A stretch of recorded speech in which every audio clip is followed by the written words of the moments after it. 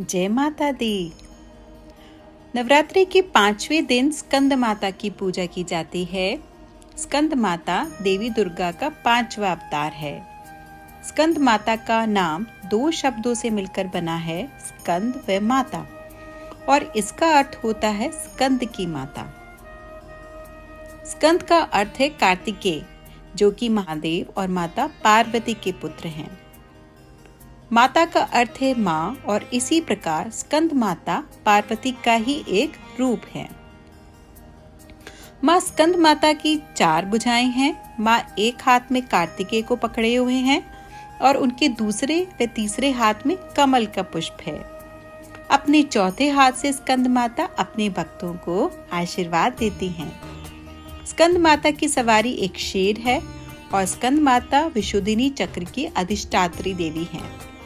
विशुद्धि चक्र हमारे गले के उभरे भाग के ठीक नीचे होता है। माँ स्कंद माता की सच्चे मन से पूजा करने से विशुद्धि चक्र जागृत होता है और इससे सिद्धि प्राप्त होती है। माँ स्कंद माता का वाहन मयूर भी है, इसीलिए इन्हें मयूर वाहक का भी नाम दिया जाता है। उनका वर्ण यानी त्वचा का रंग शुभ्र है। माता हमेशा कमल पर विराजित रहती हैं, इसलिए इनको पद्मासना देवी के रूप में भी जाना जाता है। माँ स्कंद माता का मन पूर्ण रूप से लौकिक और सांसारिक संबंधों से दूर रहता है। स्कंद माता का पूजन करने वाला व्यक्ति और जीव मुख्यतः सांसारिक बंधनों में रहकर भी उनसे मुक्त रहता है। माँ दुर्गा के स्कंद माता अवतार की ऐसी मान्यता है कि माता सती द्वारा अपना देह त्यागने के बाद भगवान शिव ने खुद को सजा देने के लिए स्वयं को सांसारिक बंधनों से दूर कर लिया था और एक तपस्वी के रूप में पहाड़ों के बीच कड़ी सर्दी में तपस्या करने चले गए। इसी दौरान ताड़कासुर और सुरपद्मन नाम के 2 राक्षसों ने देवताओं पर हमला कर दिया। उस वक्त देवताओं की मदद करने के लिए कोई न था। ताड़कासुर और सुरपद्मन नामक राक्षसों को ब्रह्मा जी द्वारा यह वरदान प्राप्त था कि उनको मारने के लिए शिव जी की ही संतान को आना होगा। उन राक्षसों ने चारों ओर कलह का माहौल बनाया हुआ था और अपने आसपास हर किसी को परेशान किया हुआ था। इन दोनों राक्षसों के अत्याचारों को देख देवतागण भी चिंतित थे। तब सभी देवतागण भगवान विष्णु के पास गए और उन्हें अपना दुख सुनाया, परंतु भगवान विष्णु जी ने उनकी कोई मदद नहीं की। तब देवताओं ने नारद जी के पास जाने का सोचा। उन्होंने नारद जी से कहा, यदि वे माता पार्वती से भगवान शिव को पति के रूप में पाने के लिए तपस्या करने को कहेंगे, तब शायद भगवान शिव उनसे शादी कर लें। उनके मिलन से महादेव की संतान जन्म ले जो राक्षसों का वध कर दे।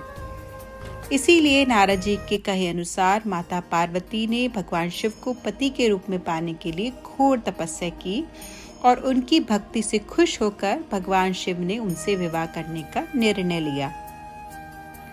विवाह के पश्चात माता पार्वती और भगवान शिव की ऊर्जा से एक बीज का जन्म हुआ। बीज के अत्यधिक गर्म होने के कारण उसे अग्निदेव को सरवाना नदी में सुरक्षित रखने के लिए सौंप दिया गया। अग्निदेव भी उसकी गर्मी को सहन नहीं कर पाए, इसीलिए उन्होंने उस बीज को गंगा को सौंप दिया, जो उसे आखिर में सरवाना झील में ले गई, जहां माता पार्वती पहले से ही पानी के रूप में मौजूद थी और उस बीज को धारण करते ही वह गर्भवती हो गई। कुछ समय पश्चात कार्तिकेय ने अपने 6 मुखों के साथ जन्म लिया। कार्तिकेय के जन्म के बाद उन्हें ताड़कासुर और सुपद्मन का विनाश करने के लिए तैयार किया गया। सभी देवताओं ने मिलकर उन्हें अलग अलग तरीके का ज्ञान दिया और राक्षसों से लड़ने के लिए महत्वपूर्ण शस्त्र भी दिए। आखिर में कार्तिकेय ने सभी राक्षसों का वध कर दिया। इसी कारण माँ दुर्गा को स्कंद माता यानी कार्तिकेय की माता के रूप में जाना जाता है। स्कंद माता के मंदिर पूरे भारतवर्ष में कई जगह हैं। उनमें से एक बहुत प्रचलित मंदिर उत्तर प्रदेश के वाराणसी में है।